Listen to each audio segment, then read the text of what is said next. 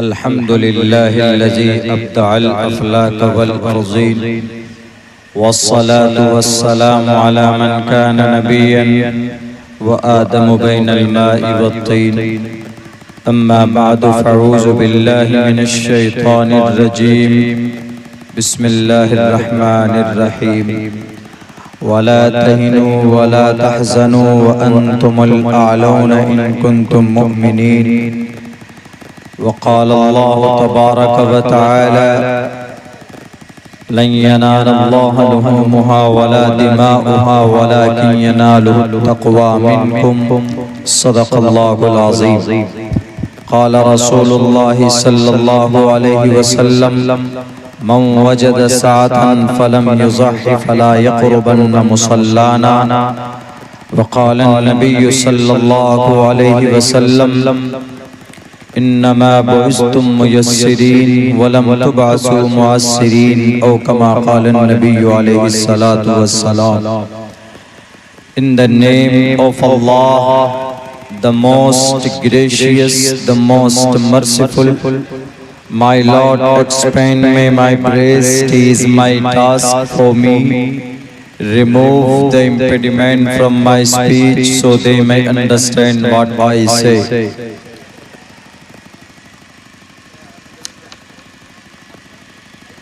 राजा तु धर्मस्य तु स्यात् प्रजानां चोपकारक राज्यं धर्मेण यो भारतस्य राज्यानात् यज्ञैः स्मृतः जा नरपति प्रजा दुखदाता सो नर तुरत नरक महु जाता दातव्यमिति यद्यानं दीयते नुपारिणे देशे काले च पात्रे च तद्दानं सात्विकं स्मृतम् समगच्छादवं संवदत्वं समवो मनानसि जानताम्।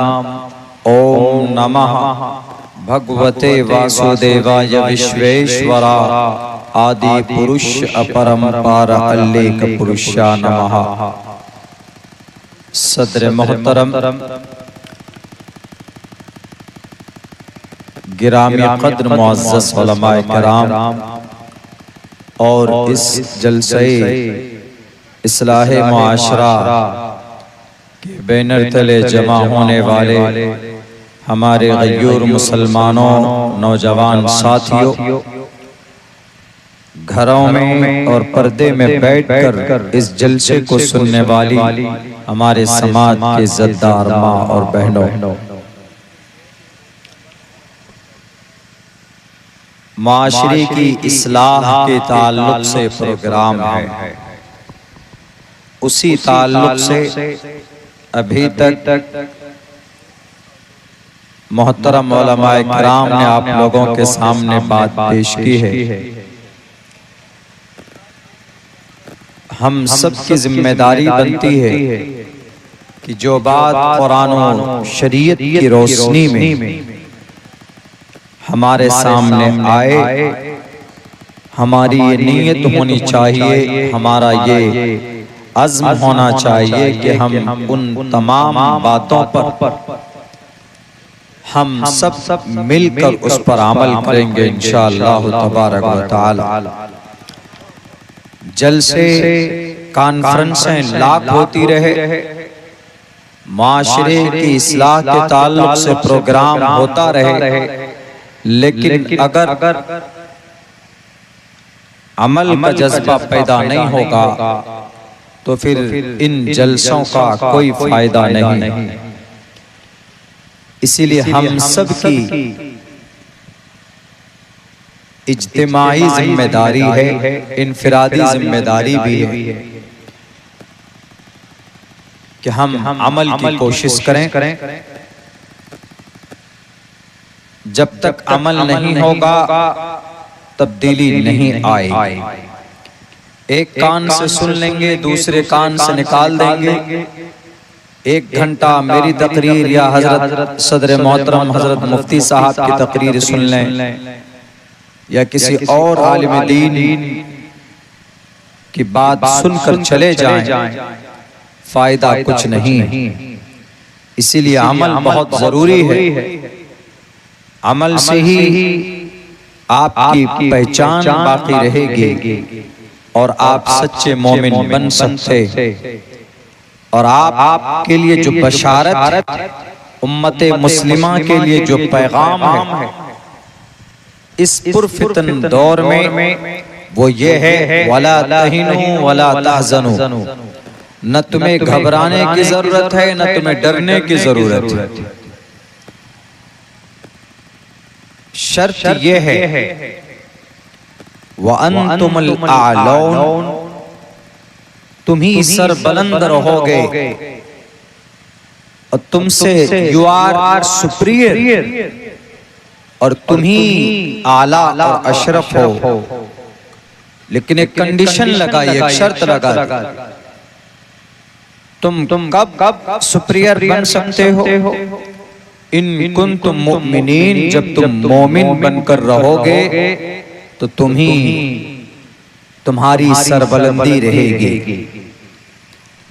तुम्हें डरने की कोई जरूरत नहीं है किसी हुकूमत से, किसी सीएम प्राइम मिनिस्टर से, या किसी उद्योगपति से, या किसी दुनियादार से जो कुर्सी पर बैठकर कलम के जरिए नए कवानीन तय करता है। तुम्हें उससे डरने की जरूरत नहीं, घबराने की जरूरत नहीं, इसलिए कि तुमसे बेहतर कोई है ही नहीं। लेकिन तुम बेहतर कब हो सकते हो? जब तुम मोमिन बनकर रहो। आज नमाजें हम छोड़ते हैं, आप नमाज छोड़ देंगे जानबूझकर, तो इमाम अहमद इब्न हम्बल फरमाते हैं कि यू आर नॉट कंप्लीट मुस्लिम, तुम मुसलमान ही नहीं हो।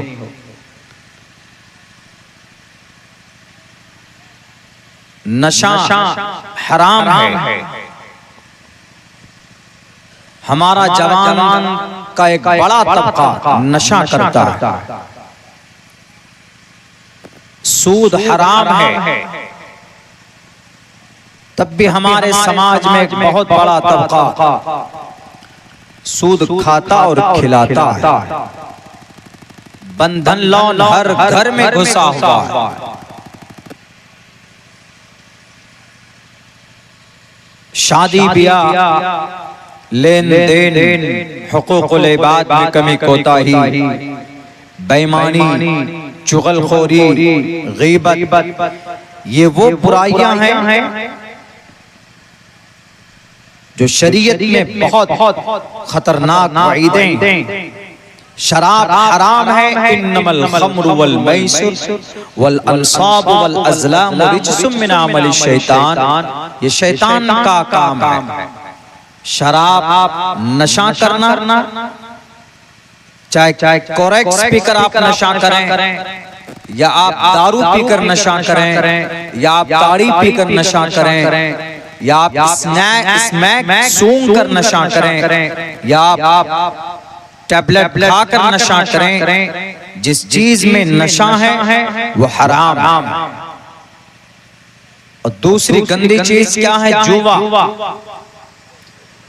जुआ सिर्फ पुराने जमाने वाला जुआ नहीं है। आज जो आप मोबाइल में 911 सर्कल ऐप पर टीम बनाते हैं, 3 करोड़ रुपए की प्राइस का आपको लालच दिया जाता है, इनाम का। ड्रीम 11 पर आप टीम बनाते हैं, 50 रुपए उसमें स्पेंड करते हैं, आप लगाते हैं।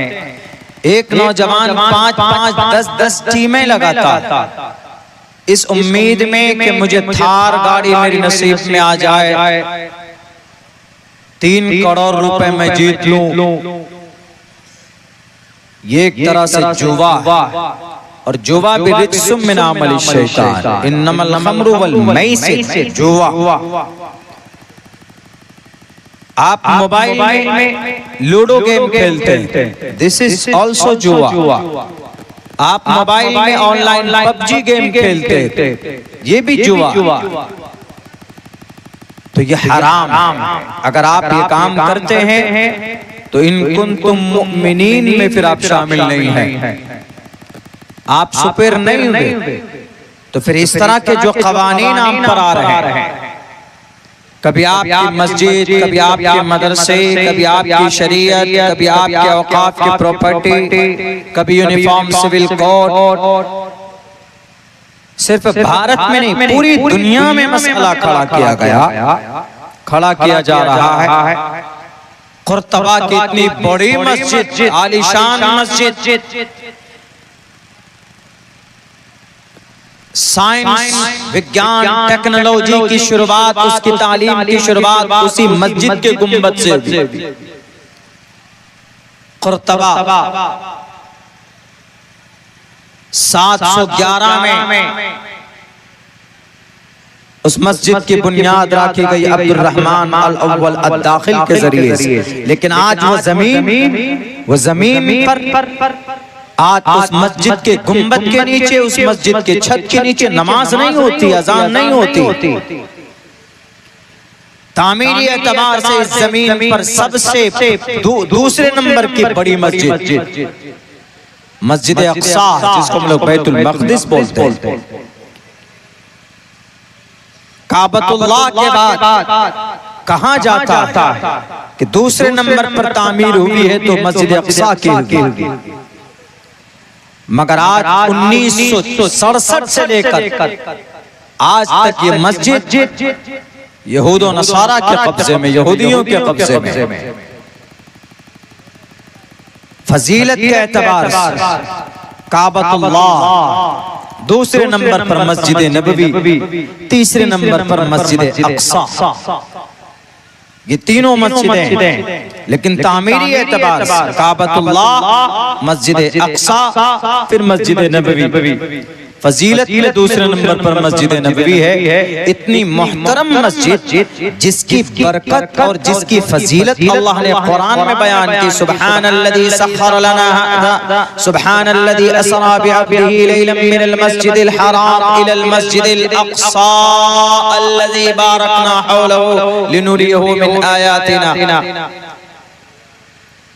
अल्लाह के नबी जिस मस्जिद के सिहन से बुर्राक पर बैठकर पहले, दूसरे, तीसरे, चौथे, पांचवें, छठे, सातवें सिदरतुल मुंतहा, अर्श मुअल्ला, सुम्मा दना फतदल्ला फकाना क़ाब क़ौसैन औ अदना, बइख्तिलाफ रिवायत अल्लाह इतने करीब रब्बे ज़ुल जलाल के पहुंच गए।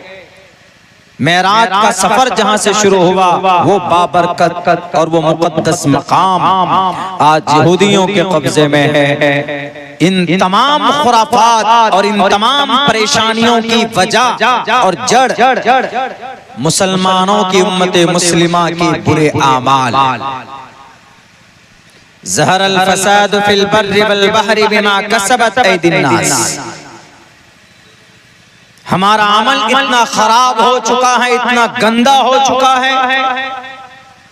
उम्मते मुस्लिमा में सिर्फ आवाम, पब्लिक नहीं, कौम के मक्खन रहनुमा और रहबर से लेकर दानिश्वर तबका और उनसे लेकर एक अनपढ़, एक नाखानदा तबका, सब टोटल दर्जे के लोगों में उनके अमल गंदे हो चुके हैं। अक्सर तबका दुनिया परस्त होता चला जा रहा है। शरीयत की कोई फिक्र नहीं, और जब अमल कुरान और शरीयत के खिलाफ हो तो आप मोमिन हैं। मोमिन नहीं, हजरत मुफ्ती साहब बैठे हैं, ये खुद आपको ज्यादा बेहतर बता सकते हैं। ला युमिनून हत्ता युहक्किमूका फीमा शजरा बैनहुम। कुरान और शरीयत के फैसले, कुरान और सुन्नत के हुक्म के बगैर अगर उम्मते मुस्लिमा का कोई काम होता है, कोई अमल होता है, ला युमिनून, वो मोमिन नहीं है। ये बात गीता में भी बताई गई, श्रीमद् भगवत गीता में। ये शास्त्र बहुत पुराना मंत्र है, लेकिन बात कही गई हमारे आसपास में सनातनी भाई वो हिंदू कंप्लीट नहीं हो सकते जब तक उनका आस्था, उनका अकीदा एक परमात्मा पर नहीं हो सकता, परमात्मा के ईश्वाणी पे नहीं हो सकता, तो वो सनातनी नहीं हो सकता। ये अब्दुल्ला सालिम नहीं बोल रहा है, बल्कि गीता के अल्फाज हैं। यह शास्त्र विधि मुत्सुरज्य वर्तते काम कार्ता न सिद्धिम आपनुति न सुखम न परामगति। कि जो इंसान मनमाना जिंदगी गुजारता, जो इंसान अपने पावर का गलत इस्तेमाल करता, जो इंसान गद्दी पर बैठा सीएम बना या डीएम बना और उस पावर का मिसयूज किया, नाजायज इस्तेमाल किया, गरीब के ऊपर जुल्म किया, निहत्थे लाचार के ऊपर उनकी बेबसी की वजह से उनको तकलीफें पहुंचाई, तो ये शास्त्रा विधि मुत्सुरज्य वर्तते काम कारता नफ्स परस्त हो जाता है। सोचता है कि अपनी ताकत का गलत इस्तेमाल करूंगा तो अपने आप को तुर्रम खां कहलाऊंगा, ताकतवर सीएम कहलाऊंगा या ताकतवर पीएम कहलाऊंगा। तो श्री कृष्ण जी कहते कि नहीं, वर्तते काम कारता, अगर नफ्स परस्त तुम बन गए, न ससुद्धिम आपनुति, तुमको मुक्ति मिल ही नहीं सकती है, न सुखम। ए भाई आप लोग खामोश रहेंगे, आप लोग खामोशी से कीजिए, जो भी करना कीजिए खामोशी से, या तो आप ही लोग बोल लीजिए, मैं थोड़ी देर बैठ जाता हूं। जो काम करना है आप रिकॉर्ड कर रहे हैं कीजिए, इत्मीनान से कीजिए, बोलिए मत। इस वक्त तो थोड़ा मुझे ही बोलने दीजिए। एक ही मौका तो मिलता है हम लोगों को स्टेज पे। एक हमारे नाना है चेयरमैन साहब, शादी में गए, उन्होंने कहा कि नाती जरा एक बात बताओ, तुम मौलाना लोग जब माइक पकड़ते हो तो 2-2 घंटा नहीं छोड़ते हो, हम लोग बैठते हैं पसीने पे पसीने से निकलते हैं, परेशान हो जाते हैं, हम लोगों का नंबर ही नहीं आता बोलने का। हमने कहा कि चेयरमैन साहब, नाना साहब, हर जगह तो आप ही लोग बोलते हैं। समाज में पंचायती हो तो कौन बोलेगा? मुखिया बोलेगा, चेयरमैन बोलेगा। ब्लॉक में कौन बोलेगा? मुखिया सरपंच बोलेगा, या समिति बोलेगा, या प्रमुख बोलेगा। विधानसभा में कौन बोलेगा? एमएलए बोलेगा। पार्लियामेंट में कौन बोलेगा? एमपी बोलेगा। हर जगह पर तो आप लोगों ने कब्जा किया हुआ। बेचारा मौलाना को एक ही जगह मिलती है, कभी कभी साल में 1-2 दफा उनको माइक मिलता है, इसीलिए पूरे साल की भड़ास निकाल लेते 2 घंटे में। उनको कोई जगह मिलती नहीं, तो इसीलिए एक जगह हमें मिली है, हमें बोलने दीजिए, बाकी आप लोग फिर माइक पे बोलते रहिएगा।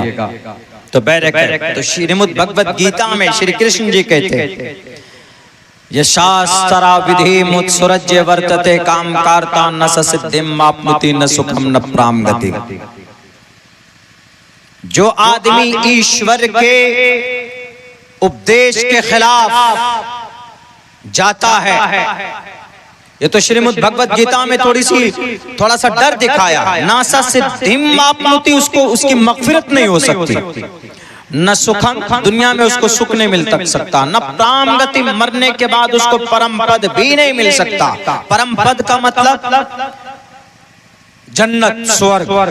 परम पद, पद में बड़ा पद, और सबसे बड़ा पद क्या है? आदमी के मरने के बाद स्वर्ग मिलना, वही बड़ा पद है। उससे पहले तो कोई पद है ही नहीं। पीएम बनिए तो 5 साल में खत्म, सीएम बनिए तो भी 5 साल में खत्म, मुखिया बनिए तो 5 साल में आपका टाइम पूरा हो जाता। वो अलग बात है कि अगले मर्तबा उल्टा पुल्टा करके जीत जाता है आदमी, लेकिन 5 साल, 10 साल, 15 साल, 20 साल खत्म तो होना ही है। नौकरी लगेगी 30 साल, उससे ज्यादा तो नहीं, लेकिन परम पद हमेशा की कामयाबी वो कब है? मरने के बाद आदमी जब जन्नत चला जाएगा। मोमिन की असल कामयाबी तभी है। तो यही बात बताई गई, श्री कृष्ण जी ने बताया बात, परम पद न सिद्धिम वाप्नुति न सुखम न प्राम गति। जो इंसान ईश्वर की बात नहीं मानता है इस जमीन पर, उसको सुख भी नहीं मिल सकता और उसकी मुक्ति भी नहीं हो सकती, उसको परम पद भी नहीं मिल सकता। ऋग्वेद में और सख्ती की गई। ऋग्वेद में कहा गया, रुद्रवो गिरीवा अश्रैत पिशाच अव ब्रह्मा द्विषो जहि। अव ब्रह्मा द्विषो जहि। जहि का मतलब कत्ल कर देना, सर को तन से जुदा कर देना, उसको जही लफ्ज इस्तेमाल किया जाता संस्कृत में। अव ब्रह्मा द्विष, जो आदमी ब्रह्मा से द्वेष करता, द्वेष का मतलब मखालफत करता, ब्रह्मा की बात नहीं मानता। अव ब्रह्मा द्वेषो जहि, जो ईश्वर परमात्मा की बात नहीं माने उसको इस जमीन पर उसका सर तन से जुदा कर देना चाहिए। कितना सख्त कानून है, ऋग्वेद में है, पढ़ने से ताल्लुक रखता है। पूर्णिया में कुछ दिनों पहले गुरुजी आए थे, दिल्ली से आए थे, उनका भी बयान होना, मेरे बयान से पहले उनकी बात होनी थी। तो श्रीमद् भगवत गीता लेकर पढ़ रहे थे, वो मंत्र पढ़ रहे थे, लोगों को समझा रहे थे। हमारा भी नंबर आया तो हम तो गीता लेके जाते नहीं, हमने गीता को जो जरूरी चीजें हमने याद किया हुआ उसको, तो हमने 8 मंत्र पढ़े, 6 या 8 मंत्र पढ़े हमने गीता के। तो वो उनको इतनी हैरत हुई उनको कि मौलाना मैं गीता का ज्ञानी हूँ, मुझे मंत्र और श्लोक याद नहीं है और आपको याद है, आप पढ़ पढ़ कर लोगों को समझा रहे हैं और आप बता रहे हैं। हमने कहा कि सर दिल की बात होती, हमको पूरा कुरान याद है, हम आपके गीता भी चाहेंगे तो आपके गीता भी कम से कम आधा से पौन तो याद करी के सुना ही सकता हो। ये कुरान की बरकत 3,22,000 अल्फाज हमारे दिलो दिमाग में है, अल्लाह के फजल से इसकी बरकत से याददाश्त ऐसी हो जाती है। इसीलिए मैं कहा करता हूँ कि अपने बच्चे को हाफिज कुरान जरूर बनाइए, तब जाकर आप उस बच्चे को चाहे तो आप उसको एकेडमिक क्वालिफिकेशन दिलाइए, उसको मैट्रिक की तालीम दीजिए, इंटर की तालीम दीजिए, साइंस की तालीम दीजिए, सोशल साइंस की तालीम दीजिए, मैथ की तालीम दीजिए, कुछ भी दीजिए, लेकिन बिफोर दैट सबसे पहले आप बच्चे को हाफिज कुरान बनाइए बचपन में। अब बच्चा 5 साल का 6 साल का शुरू है, जब देखे कि थोड़ा समझदार हुआ, बच्चे की तालीम शुरू कर दीजिए, मकतब में डालिए, मदरसे में डालिए। मकतब नहीं है मस्जिद में तो मकतब बनाइए, कायम कीजिए। इमाम साहब को कहिए कि इमाम साहब 200 रुपए एक्स्ट्रा आपको दूंगा, हमारे बच्चों को 2 घंटे के लिए नूरानी कायदा सिखाइए और इसको कुरान की तालीम दीजिए, नाजरा पढ़वाइए और फिर बच्चे को हमारा हिफ्ज कराइए। अगर मदरसा है तो मदरसे में भेजिए, मदरसा दूर है तो मकतब वजूद में लाइए। मुआशरे में मोहल्ले के हर मस्जिद में मकतब होना चाहिए। मकतब 2 घंटे 3 घंटे 4 घंटे 5 घंटे की तालीम का बंदोबस्त कीजिए अपने बच्चों को, तो इंशाअल्लाह आपके बच्चे का अकीदा दुरुस्त होगा। सबसे पहले before all education you have to educate your child Islamic and concept of Allah सुब्हानहू व तआला। अल्लाह के ताल्लुक से अकीदा समझाइए और पढ़ाइए अपने बच्चों को, तब देखिए उस बच्चे का जहन कितना शानदार होता है, उस बच्चे का माइंड कितना शार्प होगा। वो बच्चा IAS IPS भी बनना चाहेगा, UPSC भी क्रैक करना चाहेगा, तो उसके लिए बहुत आसान होगा कुरान करीम में वो बरकत। तो उन्होंने कहा कि मौलाना आपको याद है? हमने कहा कि जी मैं भी पढ़ता हूँ जैसे आप पढ़ते। तो उन्होंने कहा कि ये तो मैं खैर पढ़ चुका हूँ, लेकिन हमारे में रिवाज नहीं है मौलाना पढ़ने पढ़ाने का इस तरह जैसे आपके यहाँ। तो ये जो मंत्र इतनी सख्ती के साथ जो बातें बताई गई है कि आबा ब्रह्मा द्विषो जहि तुवम तूर्य तरुषतः सत्यम विभाजने, कि इस जमीन के ऊपर जो ब्रह्मा की बात को नहीं मानता है तो उस आदमी को सख्त सजा देने की बात कही गई ऋग्वेद में खुले लफ्जों में। लोग एतराज कुरान पर कर देते कि अरे आपके कुरान में तो चोरी करने वाले की हाथ काटने की सजा है, अस्सारिक़ु वस्सारिक़तु फ़क़्तलू फक्तऊ ऐदियहुमा, कितना सख्त कानून है आपके कुरान में। अगर कोई रेप करता है तो उसको पत्थर मार मार कर और उसके ऊपर 100 कोड़े बरसा कर रेपिस्ट को सजा दी गई है आपकी शरीयत में। आपके कुरान में है अज़्ज़ानियतु वज़्ज़ानी फजलिदू कुल्ल वाहिदिन मिनहुमा मिअत जल्दा, कि उसके ऊपर कोड़े बरसाओ। और शरीयत में कानून ये है कि शादीशुदा है तो कमर तक जमीन में धंसा कर पत्थर मारो, सर फटेगा, खून निकलेगा, उसकी मौत हो जाएगी। इतना सख्त कानून है। अरे अगर किसी बेटी की इज्जत कोई लूटता है, उस माँ बाप से पूछो, और जिस बेटी की इज्जत लूटी गई उस बेटी से पूछो कि उसकी जिंदगी कैसी गुजर रही। अल्लाह तबारक व तआला ने ये ज़ाब्ता इसलिए बनाया है, पहले ज़िना से पहले बचने का रास्ता बताया। अल्लाह ने कुरान करीम के अंदर कहा है कि समाज की बेटियों, समाज के बेटों, अपनी निगाहों को नीचे रखो। कुरान करीम में साफ लफ्जों में कहा गया है हमारी समाज की बेटी से भी कि निगाहें नीची हो, समाज के बेटों से भी कि तुम्हारी भी निगाहें नीची हो। यानी अपने निगाह की हिफाजत करोगे, एक दूसरे की तरफ नजरें नहीं मिलेंगी, बेपर्दा होकर समाज की बेटियां बाजार में नहीं जाएंगी, औरतें अकेली मार्केट में नहीं जाएंगी, क्योंकि अकेली औरत मार्केट में जाती है तो दूसरा उसके पीछे शैतान लगा होता। इन्नल मराता औरतुन इदा खरजत इस्तशरफहा शैतान, जब औरत अकेली बाहर जाती है, मार्केट में जाती है बेपर्दा होकर, तो उसके पीछे शैतान लग जाता।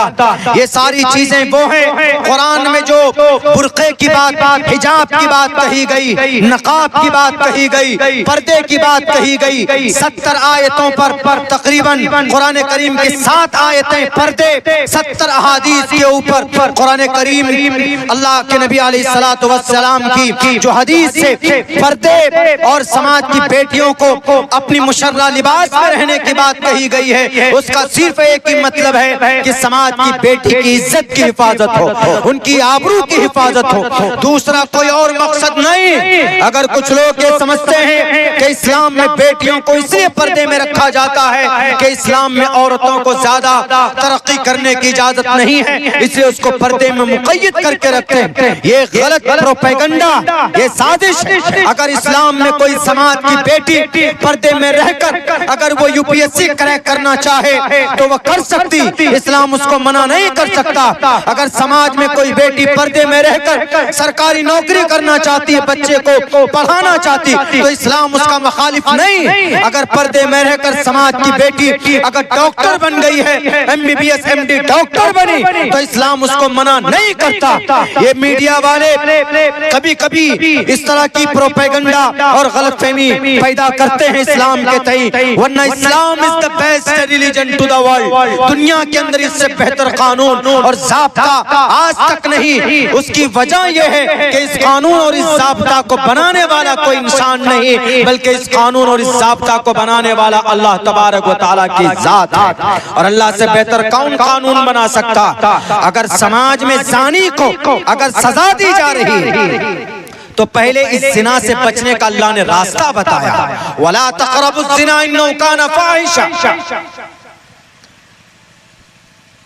बेटी और बेटों से, मर्द और औरत से कहा कि तुम एक दूसरे से बात मत करो, फला तख़ज़ान बिल क़ौल। समाज की बेटियों से कुरान मुखातब होके कहता, अगर तुम्हारे घर में कोई अजनबी मर्द आ जाए तो उससे लचक, अगर फोन कॉल आ जाए तो उसके फोन कॉल पे जवाब दो, तो बातों में लचक नहीं होनी चाहिए, शिद्दत के साथ बात करो उस अजनबी मर्द के साथ। उसको ऐसा लगे, उसको कोई दिल में कोई और वसवसा पैदा ना हो, इतनी एहतियात बरती गई है, तब जाकर इन तमाम प्रोटेक्शन को तोड़कर, प्रोसेस को तोड़कर अगर कोई किसी समाज की बेटी की इज्जत लूटता है तो इस्लाम कहता है कि उसको सजा दी जाए, कोड़े बरसाए जाए। अगर वो शादीशुदा नहीं है तो उस पर कोड़े बरसाओ और उसको कमर तक धंसा कर, अगर शादीशुदा है तो उस पर इतने पत्थर बरसाओ कि हलाक हो जाए। और ये सजा किसी घर में नहीं, बल्कि ये सजा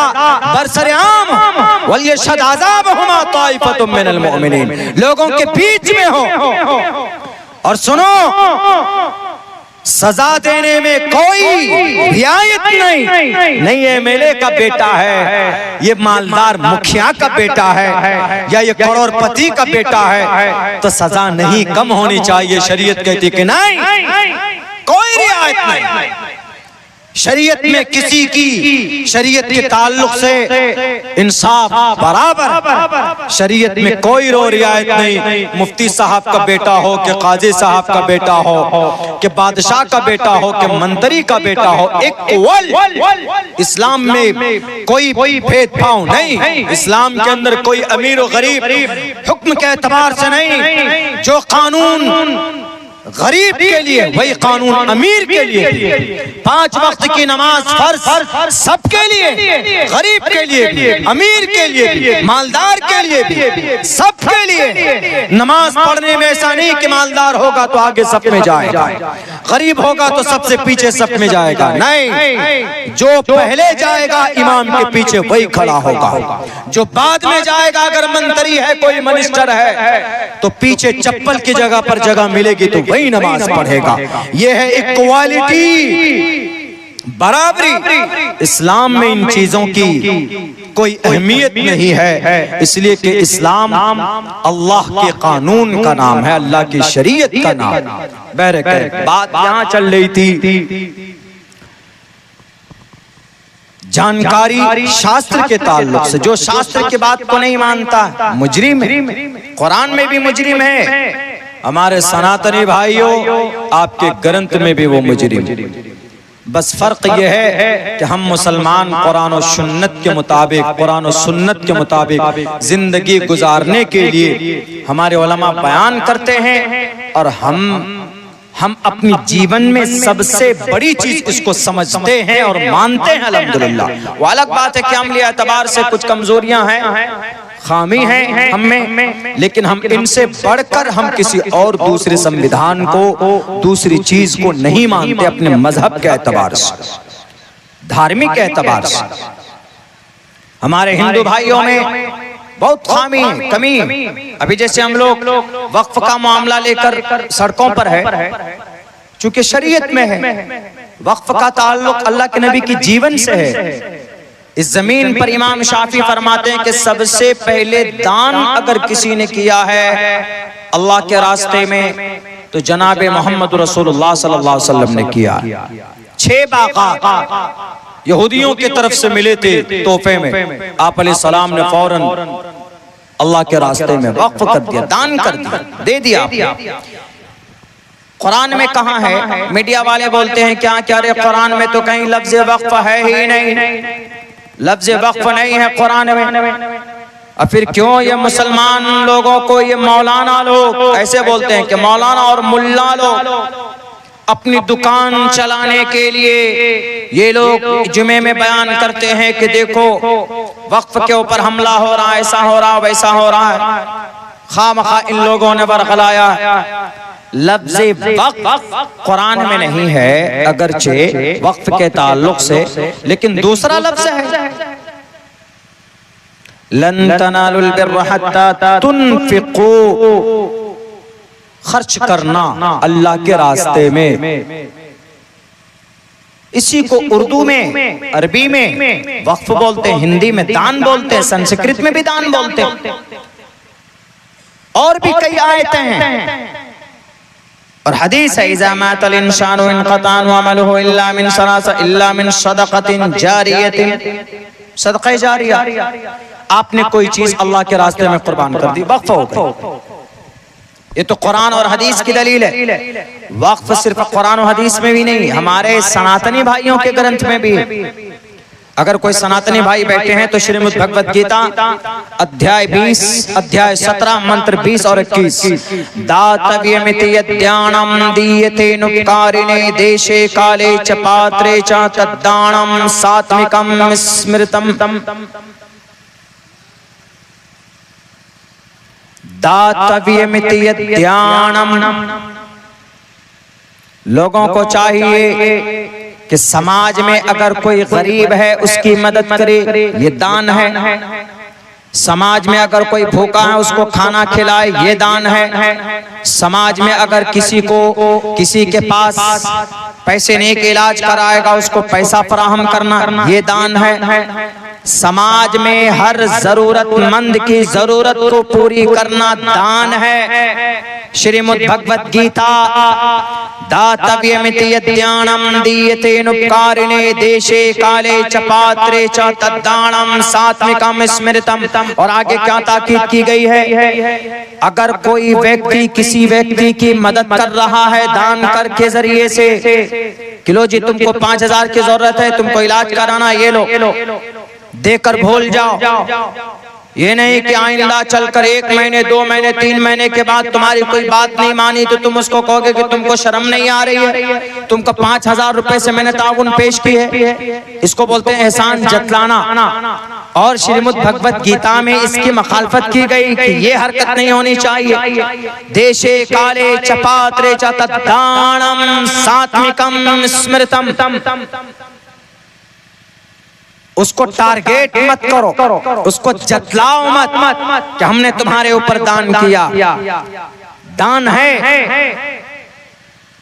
गीता में दान है और ये दान होना चाहिए।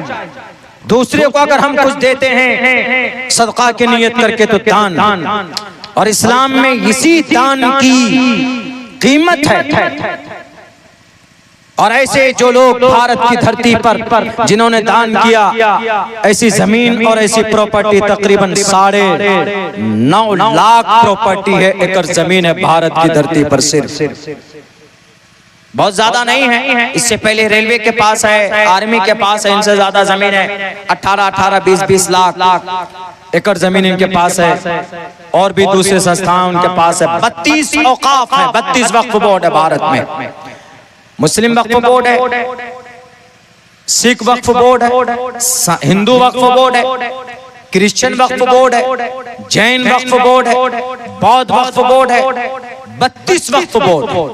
उन 32 वक्फ बोर्ड में किसी में भी कानून नहीं बनाया गया, सिर्फ मुस्लिम वक्फ बोर्ड के लिए कानून लाया। क्या कहेंगे? इसीलिए और फिर ये भारत के संविधान का आर्टिकल नंबर 26 का खिलाफ है, चूंकि जिसमें कहा गया है freedom to manage religious affairs. ये जो माइनॉरिटी का आदमी है, जो मुसलमान है, इनको अधिकार है कि ये दान करें, खर्च करें अपने लोगों पर, और उसको लोगों के रिफाई काम के लिए खर्च करेंगे, लेन देन करेंगे, कौन दान दे रहा, कौन क्या कर रहा है, ये इनका ये फंडामेंटल राइट है, ये इनका अधिकार। अब जो कानून बना है इसी अधिकार को लूटने की बात कही गई है। इसीलिए देश के आर्टिकल नंबर 26 के खिलाफ हमारे हिंदू भाइयों, अगर मुसलमान सड़कों पर है तो ये सिर्फ वक्फ की प्रॉपर्टी को बचाने के लिए नहीं, बल्कि ये देश के संविधान को बचाने के लिए भी है, देश के संविधान को बचाने के लिए। और हम मुसलमान वही हैं जो संविधान से भी मोहब्बत करते हैं और अपने कुरान से और अपनी शरीयत से भी मोहब्बत करते हैं। अल्हम्दुलिल्लाह आज मुसलमान कुछ बेअमल जरूर है, लेकिन मुसलमान शरीयत को अपनी जान से ज्यादा जरूरी समझता। मुसलमान इस बात को जानता है कि शरीयत की वजह से अल्लाह ने उनको पैदा किया। शरीयत हमसे नहीं है, बल्कि हम सब एक मुसलमान शरीयत से है। अल्लाह तबारक व तआला ने कुरान करीम में बताया है कि इस धरती के ऊपर अल्लाह ने इंसान और जिन्नात को इबादत के लिए पैदा किया। अल्लाह ने इस जमीन पर मुसलमानों को बाज़ाब्ता एक सिस्टम, एक निजाम दिया होगा जो शरीयत की और जो कुरान और सुन्नत की शक्ल में हमारे बीच में हमारी पूरी कोशिश होती है कि हम उस पर अमल करें। और मुसलमानों, आज आपकी बेअमली की वजह से मुसलमान जब कुरान और सुन्नत के खिलाफ वर्जी करता है, जब मुसलमानों की बदअमली बढ़ जाती है, तो अल्लाह तबारक व तआला कभी कभी जालिम बादशाहों को मुसल्लत करके उनको याद दिलाता है कि तुम्हारे गुनाह बढ़ चुके। वरना क्या आज भी वही कुरान है जो कुरान सहाबा के जमाने में था। आज भी वही 5 वक्त की नमाज अदा की जाती है जो सहाबा के जमाने में नमाज अदा की जाती थी। आज भी वही अजान है जो सहाबा के जमाने में जो अजान दी जाती थी। आज भी वही सहाय सित्ता की किताबें हैं, बुखारी है, तिरमिजी है, अबू दाऊद है, इब्ने माजा है, सुनन नसई है। ये सहाबा हदीस की मुबारक और मजबूत तरीन किताबें हैं जो सहाबा के बाद जो हदीस की किताबें तय की गई है। लेकिन इनमें हदीसें तो तकरीबन वही हैं जो सहाबा के जमाने में अल्लाह के नबी अलैहिस्सलातु वस्सलाम की जुबान से निकले, आपके अफ़ाल से, आपके अक़वाल से साबित हुए। लेकिन मुसलमानों क्या वजह है कि अल्लाह की मदद जमीन पर नहीं आ रही, अल्लाह की मदद, अल्लाह की नुसरत इस जमीन पर नहीं है। 4 नौजवानों को तड़पा तड़पा कर मारा गया अलीगढ़ में 2 रोज पहले, सिर्फ इस वजह से मारा गया कि इनके ऊपर शायद कोई किसी गाय का मांस था, हालांकि गाय का मांस नहीं था। वो लोग मांस के व्यापारी थे, लेकिन उनके पास एक पर्ची थी। उस पर्ची में बाज़ाब्ता लिखा हुआ था कि वो मटन था, यानी बकरे का गोश्त था। लेकिन उन 4 नौजवानों को मारा गया और उसकी गाड़ी में आग लगाई गई। जरा पूछना चाहता हूँ उन लोगों से जो लोग इस तरह का जुल्म करते हैं, क्या श्री रामचंद्र जी ने जुल्म शक की बुनियाद पर किसी का खून बहाया? क्या श्री कृष्ण जी ने शक की बुनियाद पर किसी की गाड़ी जलाई? और श्री कृष्ण जी ने आया था तो कौरवों के नाक में नकेल डाल दिया था। जो जुल्म, जो जालिम श्री रामचंद्र जी आए तो इस जमीन के ऊपर जुल्म करने वाला रावण के नाक में नकेल डाला था। और दुर्गे माता आई, राक्षस दुर्गम का सर्वनाश किया था। और अंधकासुर का नाश करने वाला काली माँ थी जो इस जमीन के ऊपर अमन और शांति जिन्होंने बहाल किया था। और आज आप इस जमीन के ऊपर सिर्फ शक की बुनियाद पर लोगों को मार देते हैं। 4 नौजवानों के जिस्म को दागा गया, जायज नहीं है किसी निहत्थों के ऊपर जुल्म ज़्यादती करना। हाँ, जो राक्षस हो मारिए उसको, जो राक्षस, जो देश का देशद्रोही, जो इस देश का आतंकवाद, मारो उसको। तुम शत्रु को मारो। लेकिन शत्रु कौन? यहाँ तो शत्रु हिंदू मुसलमानों को समझ बैठा। मुसलमान हिंदू को, हिंदू मुस्लिम को अगर समझता है शत्रु यानी दुश्मन तो गलत है।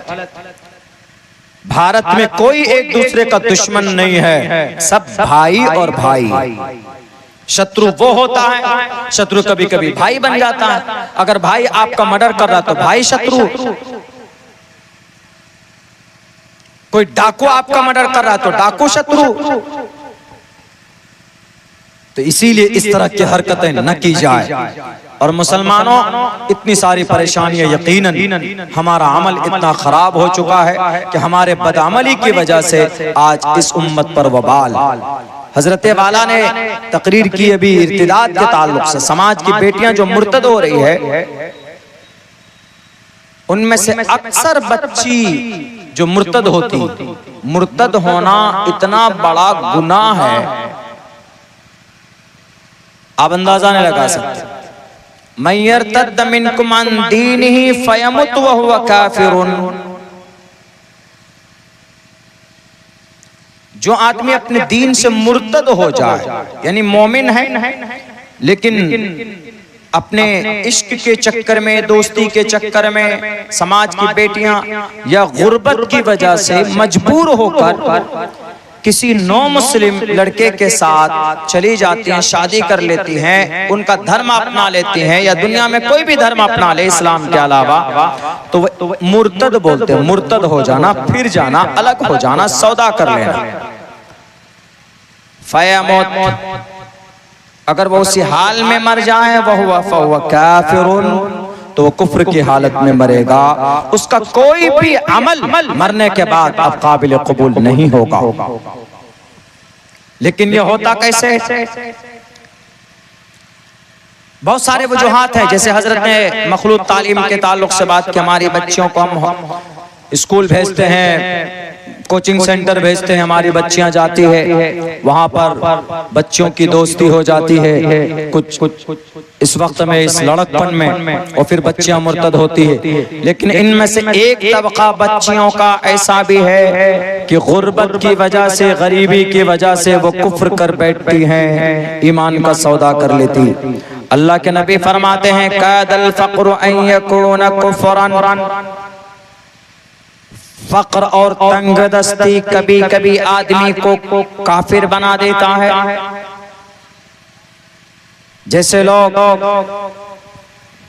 आजकल कादियानी बन जाते हैं, ईसाई बन जाते हैं, चूंकि ऑफर होता है, पैसे बहुत सारे ऑफर होते हैं, वहां चले जाते हैं। एक आपके सामने उदाहरण पेश करता हूं। गरीबी की वजह से हमारी समाज की बच्चियां भी कैसे मुर्तद होती हैं और उसका जिम्मेदार कौन है? हम और आप है, और हमारे बड़े बड़े उद्योगपति लोग हैं, और कहीं ना कहीं हमारी मिल्ली तंजीमें भी। हम सब जिम्मेदार। अभी मुंबई के अंदर एक जगह भिवंडी, वहां पर एक लड़की 25 से 30 साल की उम्र होगी उसकी, उसने एक आरएसएस के मेंबर से उसने शादी कर ली, और उसके धर्म के हिसाब से धर्म परिवर्तन भी कर लिया उन्होंने। पहले तो कोर्ट मैरिज के बाद तब जाकर उन्होंने अपने हिसाब से हिंदू रस्म और रीति रिवाज के हिसाब से उन्होंने शादी की। लेकिन जब कोर्ट मैरिज करते हैं तो उसका एक नोटिफिकेशन लिखा चिपकाया जाता है, यह कानून है, वकील के जरिए से एक नोटिस बोर्ड वहां पर कि फना फना फना बिनते फना फना बिन फना के साथ में इनका वो हो रहा था कि किसी को आपत्ति हो तो वह आ सके, उनके माँ बाप आ सके। तो जब उसकी नोटिस बोर्ड में उसकी नोटिफिकेशन लगी तो वहां के किसी वकील ने कहा,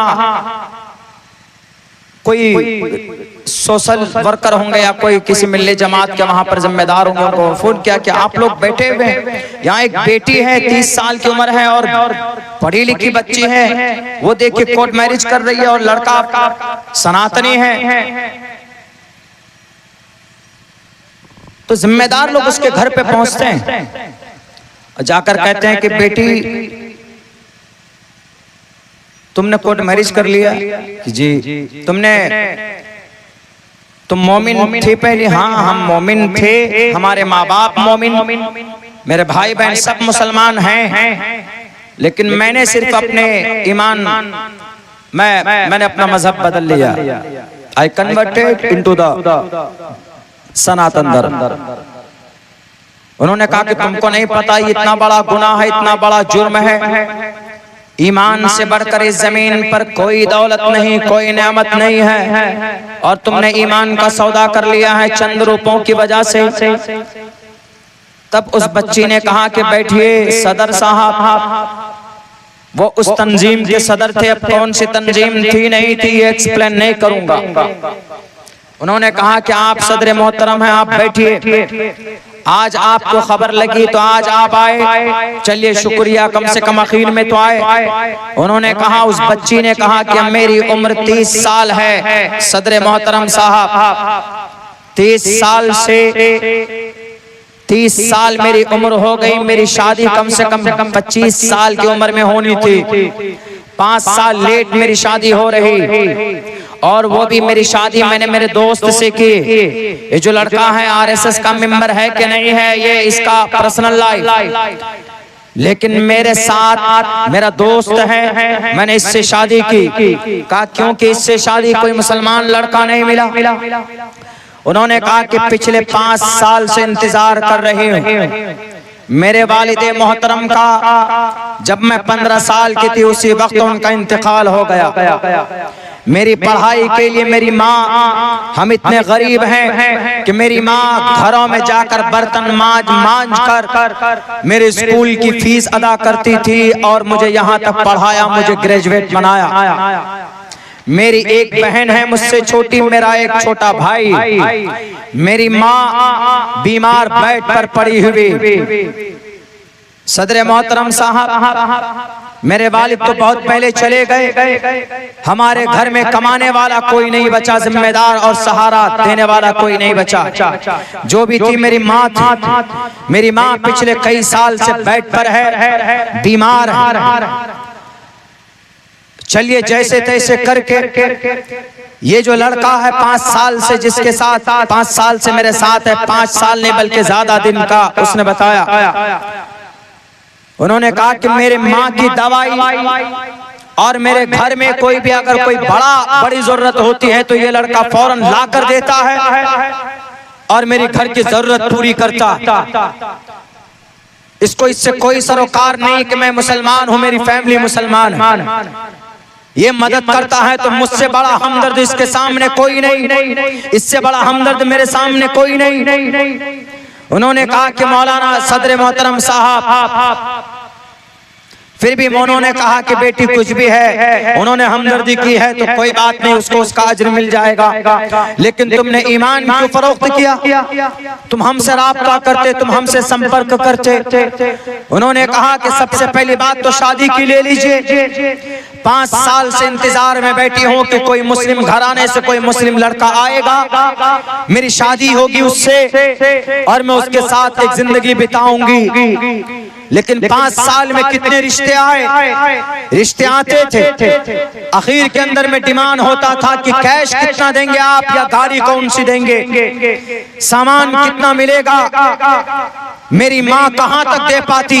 उनके पास तो घर चलाने के लिए 2 वक्त की रोटी फराहम करने के लिए उनके पास मेहनत मशक्कत करनी पड़ती थी, उनके पास कोई मजबूत दौलत नहीं थी। तो फिर गाड़ी और कैश और सामान, पलंग, कुर्सी, टेबल और दूसरी चीजें जो होती, जो खुराफात जिनको हमने और आपने बनाया, ये चीजें मैं कैसे दे, मेरी माँ कैसे दे सकती?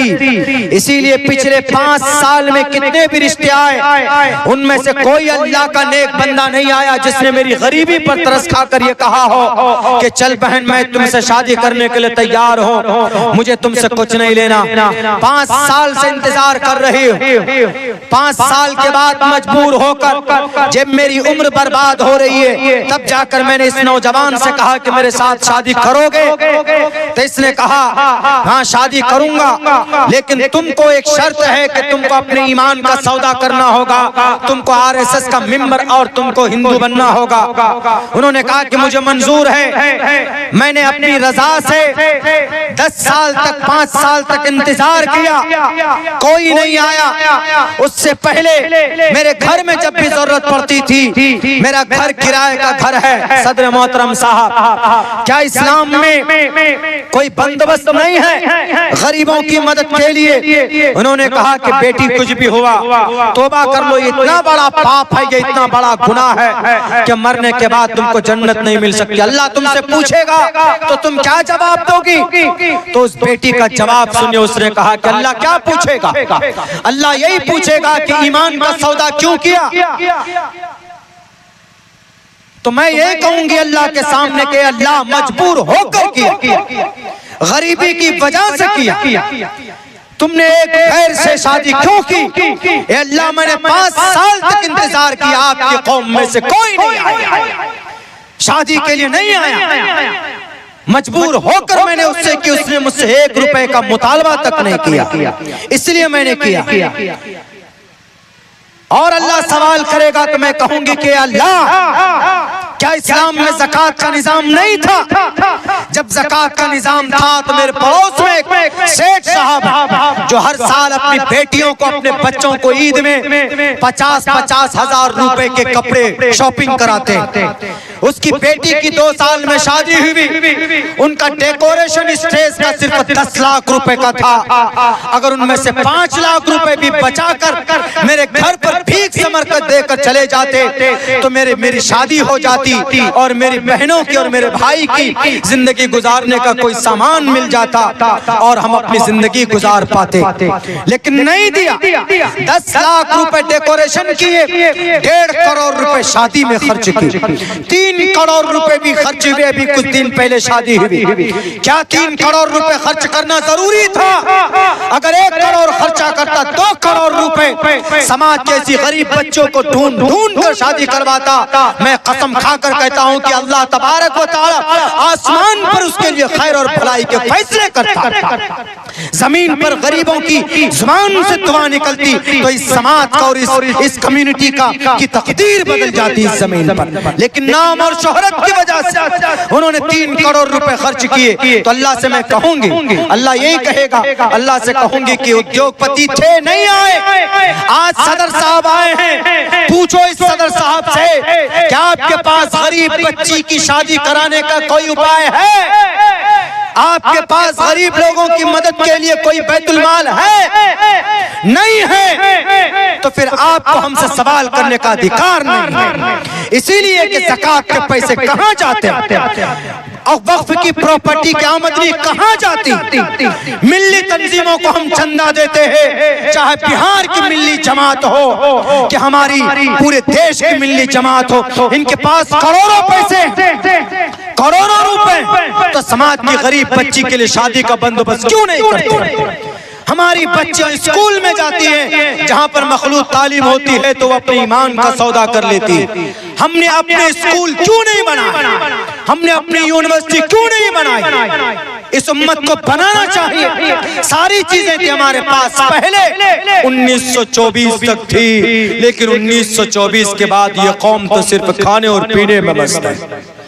हमारे बड़े बड़े लीडरान कुर्सी पर बैठकर कुर्सी के लिए लड़ेंगे। कोई आज लेटर पैड जारी करेगा, कोई कल लेटर पैड जारी करेगा, लेकिन समाज का मसला क्या है? इस समाज के मसले के लिए मैदान में निकलकर कोई काम नहीं करेगा। आपके पूरे मधुबनी डिस्ट्रिक्ट में एक भी हॉस्पिटल नहीं है मिल्ली जमातों के तरफ से, उम्मत मुस्लिमा के तरफ से एक भी एम्बुलेंस नहीं, एक भी मदरसा नहीं चलता है मिल्ली तंजीमों के जरिए से। मदरसा अगर चलता है तो हमारे उलमा की मेहनत से चलता, इनकी खुद की मेहनत से चलता। आप जो कुछ दे देते उनकी वजह से चलता। बाकी जिन बड़ी तंजीमों को हमने पैसा दिया, चंदा दिया, करोड़ों की आमदनी, करोड़ों के पैसे इनके पास, इन्होंने वो फील क्यों नहीं फराहम किया? गरीब बच्चों की शादी का बंदोबस्त क्यों नहीं किया? अल्लाह इनसे पूछेगा कि नहीं पूछेगा? वक्फ की प्रॉपर्टी की आमदनी 200 करोड़ रुपए है सालाना। 200 करोड़ रुपए, 200 करोड़ रुपए कहाँ गए? कहाँ जाते हैं हर साल? अगर यही 200 करोड़ रुपए से गरीब बच्चों की शादी, हॉस्पिटल, कॉलेजेस, यूनिवर्सिटी, मदरसा, मस्जिद चाहते तो बनाए जा सकते थे। लेकिन कौन है वक्फ बोर्ड में? हमारे ही लोग हैं ना। मोदी जी तो अभी कानून ला रहे हैं ना, अभी, कि उसमें हिंदू भी मेंबर होगा। क्यों? क्योंकि तुम गड़बड़ी कर रहे हो। ये अल्लाह के तरफ से, सुन लीजिए। लोग मेरी मुखालफत करते हैं कि मौलाना ये वक्त नाजुक है, बात करने का नहीं है। क्यों? पिछले 70 साल से भंग खा के सो रहे थे सब, नहीं देखा कि चोरी हो रही है? मक्का मस्जिद है तेलंगाना में, 150 उस मस्जिद के इर्द गिर्द मकान, ये है दुकान, 150। प्राइवेट दुकान का किराया कितना वहां पे? 15,000 रुपए। और वक्फ की जो दुकान है उसका किराया कितना? 150 रुपए। ये लीजिए। तो ये कौम बच्चियां मुर्तद होंगे कि नहीं होंगी? एकदम होंगी। तो आज जो परेशानियां हमारे बीच में है मेरे भाइयों, तो हम ही लोगों की बदअमली की वजह से। हम लोग सिर्फ आ रहे हैं चिकन, मटन, योगी जी की अम्मा का गोश्त, इसी में है पागल। नहीं, अब ये वक्त है खुद से कुछ करने का, खुद से। किसी तंजीम के तरफ, किसी जमात के तरफ वो लोग अपना जो हिसाब से काम कर रहे करने दीजिए, बड़े लोग हैं। बाकी आपको अपने बच्चों के लिए सोचना होगा। वो कैसे सोचेंगे? मैं एक तरीका बता देता हूं। अल्हम्दुलिल्लाह आपकी ये बस्ती लोग अच्छे मजबूत हैं। जैसे मैं बताया है, कुर्बान भाई ने बाहर रहते हैं, बिजनेस है, कारोबार। सबसे पहला काम आप ये कीजिए, पहला काम कि हम अपने बच्चों को तालीम देंगे। बस ये दिमाग में बिठा लीजिए। तालीम के लिए पैसा चाहिए।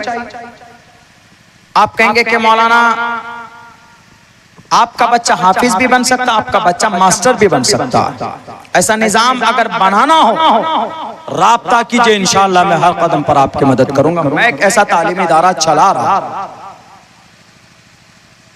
तालीम के बगैर अब कुछ नहीं।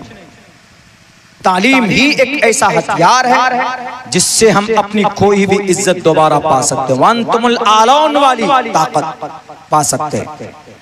तालीम के जरिए से हम अल्लाह को पहचानेंगे, शरीयत को पहचानेंगे। हमारे नौजवान शराब पी लेते, एकदम टुन्न हो जाते, सोचते अरे बड़ा मजा आ रहा, कोरेक्स पी लिया, एकदम नशे में हो गए। कितनी खतरनाक चीज है। अल्लाह के नबी फरमाते हैं ला यशरबुल खमर हिन यशरबु वहुव मुमिनुन, रवाहुल बुखारी। अगर कोई जवान शराब का एक कतरा अपने जुबान पे डालता है, शराब तो नहीं है, कोरेक्स है, नशीली कोई भी पदार्थ अगर आप वो अपने हलक में डालता है तो हलक के अंदर जाते ही फौरन अंदर से ईमान का नूर निकल जाता है। नशे की हालत में अगर उसकी मौत हो गई तो कुफ्र की हालत में मरेगा। बाज़ मुहद्दिसीन ने इसकी ये वजाहत की है, अगर वो ये वईद पढ़ेगा सुनेगा तो डरेगा। तो इस तालीम के लिए आपको क्या करना है? कुछ नहीं करना, महीने में सिर्फ 500 रुपए निकालना आपको अपने पॉकेट से। निकाल कर क्या करना है? आप अपने पूरे गांव में जितने भी आदमी 200-300 घर की एक टीम बनाइए, संस्था बनाइए, ट्रस्ट बना लीजिए। हर महीने में 500 रुपए हमारा वहां जमा होगा। गरीब है 300 रुपए, मजदूर है 300 रुपए, मास्टर है 1000 रुपए। दिल्ली में जितने भी कारोबार करते हैं, मतलब उसमें कोई लिमिट नहीं, ज्यादा कुछ भी दे सकते, लेकिन एक कम से कम लिमिट तय कीजिए, ज्यादा की कोई लिमिट नहीं दीजिए। 500 आदमी है, अगर 200 रुपए महीने में जमा करेंगे तो 50,000 रुपए महीने का जमा होगा। आप स्कूल में बच्चों को तालीम देते हैं, वहां पर आप फीस पे करते हैं 500 रुपए। वही 500 रुपए आप अपने उस ट्रस्ट में जमा कीजिए और उसके जरिए से तालीमी इदारा बनाइए। वहां पर कुरान की भी तालीम होगी और नर्सरी की भी तालीम होगी। एक तरफ नूरानी कायदा पढ़ेगा बच्चा, एक तरफ कुरान शुरू करेगा बच्चा हमारा। नूरानी कायदा से लेकर हाफिज बनेगा वो 7 या 8 साल तक, 8वीं जाते जाते वो बच्चा नर्सरी से लेकर 8 क्लास तक जाएगा। इधर नूरानी कायदा से लेकर कुरान का हाफिज बनेगा। यानी बच्चा मैट्रिक करते करते नर्सरी से लेकर मैट्रिक पहुंचेगा और इधर नूरानी कायदा से लेकर हाफिज कुरान बनेगा। और ये दोनों तालीम एक प्लेटफॉर्म पर रहकर निजाम तय किया जाए तो दी जा सकती है बहुत आसान। जो पैसा आप स्कूल में देते हैं वही पैसा अगर आप अपने उस ट्रस्ट में जमा करें, उसके जरिए से एक ऐसा तालीमी निजाम बनाए कि जिसमें अंग्रेजी तालीम भी हो और कुरान की भी तालीम हो। वहां पर हमारे हुफ्फाज हो, उलमा हो और मास्टर हजरात भी हो। तो मेरे भाइयों, मैं आपको कभी उम्मीद के साथ कहता हूं कि आपके समाज का, आपके गांव का निजाम बदल जाएगा और तालीम बहुत सस्ता, बहुत आसान हो जाएगा। 50,000 रुपए, 200 रुपए मामूली, मैंने बताया सिर्फ 500 आदमी।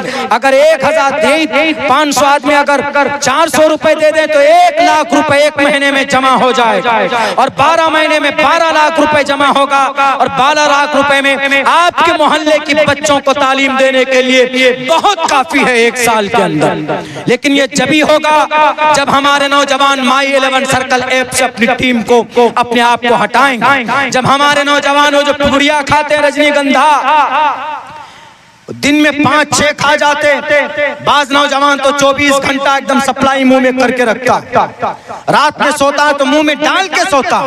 खतरनाक चीज, आपको कैंसर हो सकता है, आपके लिए मोहलिक चीज। नौजवानों, मैं इसलिए आपसे ज्यादा मुखातब हूं कि हमारे जितने भी साबिक नौजवान हैं, उम्र दराज हजरात हैं, इनसे मशवरा लीजिए, इनसे सरपरस्ती लीजिए, लेकिन काम आपको करना, मैदान में आपको करना। आप कहेंगे कि मौलाना ये तरतीब बहुत ज्यादा कठिन है, कोई कठिन नहीं। यहूदियों ने पिछले 70 साल में इसी तरतीब पर अमल किया है और इसी तरतीब पर अमल करने के बाद आज वो दुनिया के अंदर बड़ी सुपर पावर ताकत बनी। मैं यहूदियों मेरे लिए हमारे रोल मॉडल नहीं, लेकिन सबसे गरीब कौम इस जमीन का सबसे मालदार कौम बन सकती है तो हम तो फिर भी वअंतुमुल आलौन हैं। यहूदी तो ज़ुरिबत अलैहिमुज़ ज़िल्लतु वल मस्कना, जिल्लत हमेशा तक उनके माथे पर रहेगी। लेकिन मेरे भाइयों, आपको अपनी शरीयत से भी चुनकर रहना है, और आप ये रिफाही काम करेंगे तो आपके समाज से कोई बेटी भी गरीब, कोई गुर्बत की वजह से अपनी ईमान का सौदा नहीं करेंगे। आप अपने समाज में, आपका तालीमी इदारा होगा तो बच्चियां मैट्रिक के लिए कोई कोचिंग सेंटर नहीं जाएंगी। आजकल जो कोचिंग सेंटर हैं ये जहर हलाहल है हमारे समाज की बच्चियों के लिए। आप तो बड़े ही उसके अंदाज में भेज देते, लेकिन वो पढ़ाने वाला और पढ़ने वाले बच्चे एक साथ बैठकर पढ़ते हैं। ये निजाम इस्लाम में जायज भी नहीं है और आपकी बच्ची की सेहत के लिए भी ठीक नहीं। इसीलिए बेहतर निजाम बनाइए, बाद में ब्लेम कीजिए दूसरों को। पहले हम लोग मैदान में उतरकर काम करें। किसी पर भरोसा करने की जरूरत नहीं, कोई नहीं आएगा आपकी मदद के लिए, आपको खुद खड़ा होना पड़ेगा। आज के इस जलसे से अगर आपको लगे कि मौलाना अब्दुल्ला सही बोल रहा है, मैं तालीमी इदारा चलाता हूं, मैंने एक्सपीरियंस किया, बहुत आसान है कराना। जहां पर भी जरूरत पड़े तो इंशाअल्लाह बुलाइए या राब्ता कीजिए, नाचीज आपकी मदद के लिए तैयार। नेल्सन मंडेला ने भी कहा था, education is the most powerful weapon which you can use to change the world. दुनिया को बदलना है तो तालीम को अपनाओ, दुनिया को बदलना है तो तालीम को अपनाओ। तालीम कौन सा? पहली तालीम कुरान की होगी, दूसरी तालीम मैथ और साइंस की होगी। कुरान की भी तालीम जरूरी है, भारत के संविधान की भी तालीम हमारे लिए जरूरी, वरना मीडिया वाले तो आपको बेवकूफ बनाते थे चले जाएंगे। जैसे बोला ना मीडिया वाला कि कुरान में वक्फ है ही नहीं, तो हमारा बच्चा अगर कुरान को पढ़ेगा तो फौरन कहेगा कि कुरान में वक्फ तो नहीं है, लेकिन वक्फ के लिए दूसरा लफ्ज इस्तेमाल हुआ, क्या? युनफिकून का लफ्ज इस्तेमाल हो रहा। वरज़क़नाहुम मिम्मा युनफिकून लन तनालुल बिर्र हत्ता तुनफिकू मिम्मा तुहिब्बून वमा तुनफिकू मिन शैइन फइन्नल्लाहा बिही अलीम। अलिफ लाम मीम ज़ालिकल किताबु ला रैब फीहि हुदल लिल मुत्तक़ीन अल्लज़ीना युमिनूना बिल गैबि व युक़ीमूनस सलाता व मिम्मा रज़क़नाहुम युनफिकून। अल्लाह के रास्ते में दान देना उसी को वक्फ बोलते हैं, उसी को खैरात बोलते हैं। आज जो हम लोग इस कानून के खिलाफ खड़े हैं, उसकी वजह सिर्फ ये है कि वक्फ बाय यूजर को जो हटा दिया है नए कानून में, इसीलिए हम लोग विरोध कर रहे हैं। मेरे भाइयों, हम में से बहुत से लोग हैं जो वक्फ बाय यूजर नहीं समझते। मुख्तसरन समझाकर आगे बढ़ता हूं। वक्फ बाय यूजर को खत्म कर दिया, यानी नया कानून बना है, डीएम के पास सारा पावर चला गया है। डीएम आएगा, आपकी 100 साल की जो मस्जिद है उस मस्जिद में आकर ये बोलेंगे कि ये मस्जिद है जी, वक्फ है, हाँ जी वक्फ है, वक्फ बाय यूजर है। बाय यूजर का मतलब वक्फ कर दिया यूज होने के लिए। अब मस्जिद है, मस्जिद की जमीन है तो यूज हो रही है नमाज के लिए, तो उसी को वक्फ बाय यूजर बोलते हैं। अच्छा, वक्फ बाय यूजर है, वक्फ बाय यूजर है तो 100 साल पहले किसने वक्फ किया था, इसका कुछ पेपर है? कोई पेपर है जी? बहुत सारी मस्जिदें ऐसी हैं जिनके पास पेपर नहीं। तो डीएम साहब, अब डीएम साहब चाहे तो वो ये भी लिख सकता है कि हाँ ये वक्फ बाय यूजर है, रहने दो मस्जिद। लेकिन अगर डीएम को ऐसा लगेगा नहीं भाई इसमें कुछ शक है, तो वो लिख देगा कि ये जमीन, ये जो मस्जिद बनी है ये गवर्नमेंट की जमीन पर बनी है। उसी दिन आपकी मस्जिद में ताला, उसी दिन डीएम का आदेश आखिरी आदेश होगा, डीएम का फाइनल जजमेंट होगा। बस डीएम के बाद आप ज्यादा से ज्यादा सुप्रीम कोर्ट जा सकते हैं। सुप्रीम कोर्ट अगर आप जाएंगे तो सुप्रीम कोर्ट में अगर केस चलेगा 50 साल तक, तो 50 साल तक आपकी वो मस्जिद खुली भी नहीं रहेगी, बंद रहेगी। इसीलिए जो प्रोटेस्ट कर रहे हैं हमारे लोग, ये वक्फ बाय यूजर जो इतनी खतरनाक चीज है, इसको लेकर के कर रहे हैं। अभी हमारे इस डिजिटल जमाने में पैन कार्ड में नाम कुछ और है, आधार कार्ड में कुछ और। जब अभी हमारे नाम सही नहीं है तो हम 50 साल 100 साल पहले की कैसे पेपर दे सकते? कहां से लाकर दे देंगे? इसीलिए आजकल जो हम लोग लड़ रहे हैं मैदान में, उसकी वजह यही है। लेकिन मेरे मुसलमानों में अंतिम में वही आता हूँ, इन दिन आखिर के अंदर ये सारी परेशानियां यकीनन हम मुसलमानों की बुरे अमल की वजह से, बुरे करतूत की वजह से। कितने बुरे करतूत है इस उम्मत मुस्लिमा के। एक दो उदाहरण आपके सामने पेश करता हूं। उम्मत मुस्लिमा के, हमारे और आपके जो हैं उम्मत मुस्लिमा के जो बड़े बड़े लोग जजीरतुल अरब चले जाएं, मिस्र चले जाएं, यूनाइटेड अरब अमीरात चले जाएं, दुबई चले जाइए, ओमान चले जाइए, बहरीन, कतर चले जाइए, सबसे ज्यादा दौलत अल्लाह ने इन जगहों पर रखी, लेकिन सबसे ज्यादा अभी शरीयत का सौदा इन्हीं जगहों पर हो रहा। कैसे? यूनाइटेड अरब अमीरात, जहां दुबई 27 एकड़ जमीन दी गई दान में भारत को। किस लिए दी गई? न कोई मदरसा, न कोई यूनिवर्सिटी बनाने के लिए, नहीं, बुत परस्ती के लिए। कितना बड़ा पाप है उनका शरीयत की नजर में। बुत परस्ती न इस्लाम में जायज है, न हिंदू धर्म में जायज। हिंदू धर्म में बुत परस्ती भी जायज नहीं। अगर हमारे हिंदू भाई किसी मूर्ति और किसी पूजा को ईश्वर मानते हैं तो गलत मानते हैं। इसलिए कि ऋग्वेद में, अथर्ववेद में साफ कहा गया, हंदंत महाप्रियोशंति असंभवति मुपास्ति ततुभूय इव्युति तमोयु संभूति आम्रतः। ईश्वर हर जगह पर मौजूद है। ईश्वर लकड़ी, पत्थर, मट्टी, कंकर में नहीं, न देवा मुरज्जलामिया। परमात्मा हर जगह पर मौजूद होता है।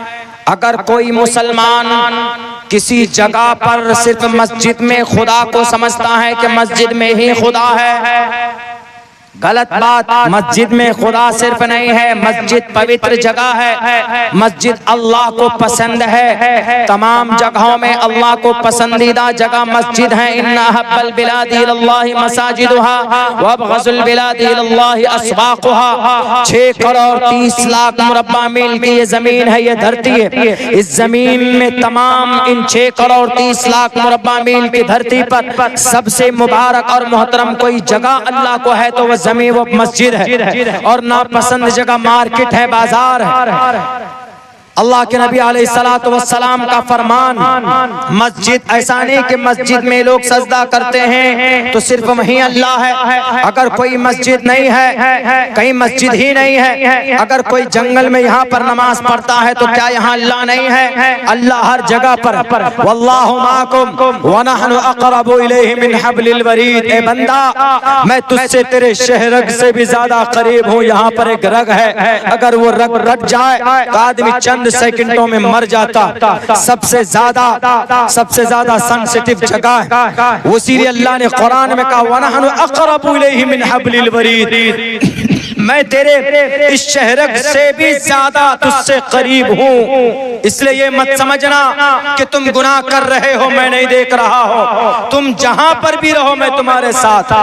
दुकान में अगर आदमी बैठा है, वहां पर भी नमाज पढ़ेगा, अल्लाह वहां है। नमाज पढ़े ना पढ़े, लेकिन अल्लाह हर जगह पर है। इसीलिए कहते हैं कि कहीं पर भी अगर नमाज पढ़ेगा पाक पवित्र जगह पर तो नमाज हो जाती।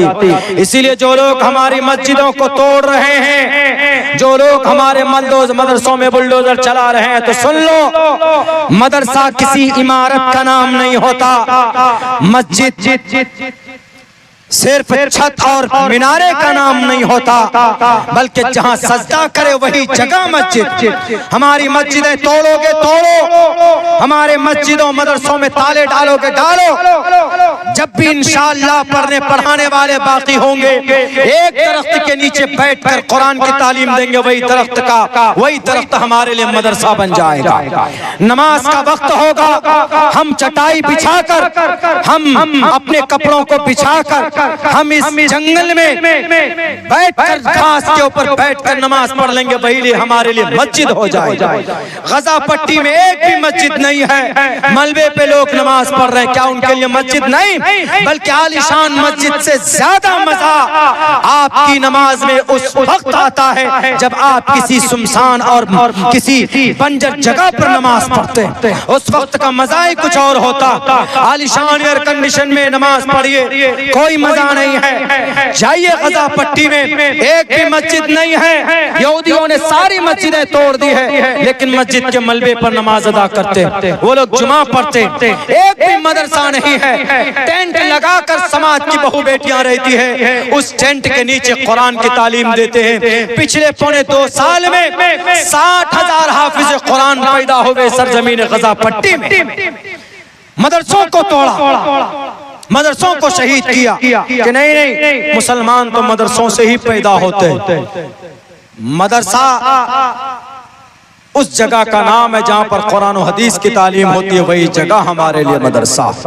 मेरे भाइयों, मेरे समाज के नौजवानों, मेरे समाज के मुसलमानों, मेरे समाज की माँ और बहनों, ये वक्त बहुत ज्यादा सेंसिटिव, बहुत ज्यादा नाजुक दौर से हम गुजर रहे हैं। यकीनन हमारे जिन लोगों को जो काम करना था, जो लोग वो काम नहीं कर रहे हैं, कम से कम हम अवाम, हम उम्मत मुस्लिमा अपने अमल में सुधार पैदा करें। सबसे पहला काम ये करें शरीयत एतबार से कि हम लोग पाबंद सलात बने, नमाज पाबंदी के साथ पढ़ें।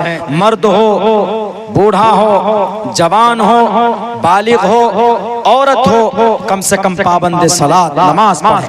नमाज पढ़िएगा तो इंशाअल्लाह तबारक व तआला आप अपनी जिंदगी के तमाम मसाइल का हल अल्लाह से करवा सकते हैं। नमाज एक ड्यूटी है, फर्ज है। अल्लाह के नबी फरमाते हैं, मन तरक सलात मुतअम्मिदन फक़द कफर, जानबूझकर नमाज छोड़ने वाला कुफ्र के दरवाजे तक पहुंच जाता। सूद खाने वाला, जितने भी समाज में सूदी कारोबार करते हैं, सुन लीजिए, वहर्रम रिबा, सूद हराम है। फ़इल्लम तफ़अलू फ़अज़नु बिहर्बिम मिनल्लाहि व रसूलिही, नमाज छोड़ दीजिए। अल्लाह ने जंग के लिए नहीं कहा कि तुम नमाज छोड़ दोगे तो जंग करूंगा, लेकिन अल्लाह ने कहा कि जो कोई सूद खाना खिलाना नहीं छोड़ता, लोन ले लेता है, बंधन लोन, ग्रुप लोन, जायज नहीं, हराम नहीं, हराम है ये, कतन हराम। अल्लाह के नबी फरमाते हैं कि अगर तुम्हारे घर में चौखट है, चौखट बेचकर तुम अपनी जरूरत पूरी कर सकते हो तो करो, लेकिन सूद मत खाना। सूद खाते हराम रिस्क बच्चे के हलक में डालते। तो अब बताइए, सारे बुरे काम हम मुसलमान करें, जाहिर सी बात है तो फिर ये जालिम लोग हम पर हावी होंगे। और कोई भी जालिम, मुहद्दिसीन ये बात पेश करते हैं कि जब उम्मते मुस्लिमा का गुनाह बढ़ जाता है तो जालिम बादशाह मुसल्लत किए जाते हैं, सिर्फ ये कहने के लिए, ये याद दिलाने के लिए कि तुम्हारा गुनाह हद से ज्यादा हो चुका है। क्या हम मुसलमान सिर्फ गोश्त खाने के लिए रह गए? क्या हम मुसलमान सिर्फ मटन, गाय का गोश्त, भैंस का गोश्त, चिकन और मटन के नाम से जाने जाते हैं? अब डिबेट हो रही बाज़ाब्ता। एक मुफ्ती साहब को बुलाकर आज हमने देखा, उनसे पूछ रहा है कि मौलाना आपके नबी ने कौन सा गोश्त, ये कौन से जानवर का गोश्त पसंद फरमाया है और कहाँ का गोश्त आपको पसंद है?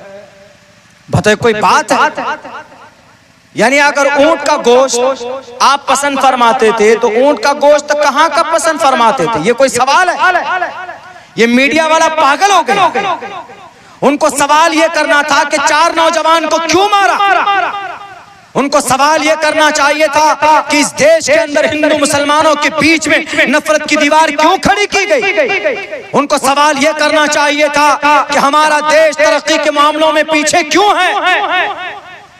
उनको सवाल ये करना चाहिए था कि तालीम के मेयार इतने घटिया क्यों हैं हमारे देश में। उनको सवाल ये करना चाहिए था कि सड़क के किनारे गाड़ी खड़ी करके रेप और जिना के वारदात किए जाते, इन सब पर सवाल करना चाहिए था। नहीं, मौलाना साहब आइए, आपके नबी कहाँ का गोश्त तनावुल फरमाते थे? ये भी सवाल कर लेते कि हमारे नबी ने गरीबों की कितनी मदद की है। ये भी सवाल कर लेते हमारे नबी ने नफरत को खत्म किया है। ये भी सवाल कर लेते कि हमारे नबी ने इंसाफ के लिए हिल्फुल फुजूल कायम किया था। ये भी सवाल कर लेते हमारे नबी ने हिंदू मुसलमानों के बीच में मोहब्बत पैदा करने के लिए कहा था कि मल्ला या मनु चारो।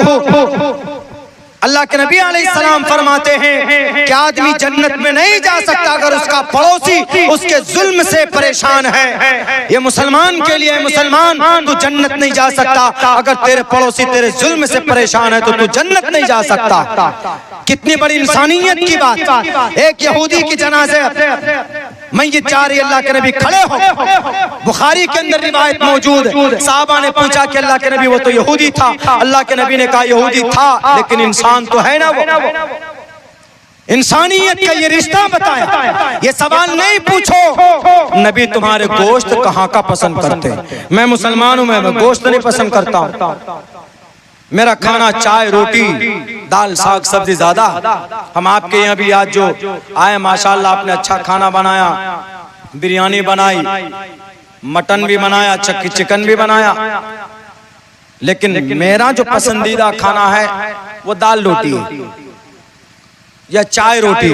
बचपन से ही पढ़ाई के जमाने से हम वही खाना पसंद करते हैं। हम नहीं चिकन मटन पे मरते हैं। बहुत से आदमी तो 5-5 किलो दे दीजिए एकदम चट कर जाए। हमारे यहाँ स्कूल में एक टीचर है, नाम नहीं बोलूंगा, अभी झगड़ा करेंगे हमारे सनातनी भाई। सनातनी आराम से खाते, मजे से खाते हैं। वो क्या चिकन खाते हैं, मटन खाते हैं, ये सब खाते हैं वो बैरकर। तो अब बस इस चीज से हम मुसलमान पहचाने जाएंगे, चिकन मटन गोश्त, इसी पर डिबेट होगा।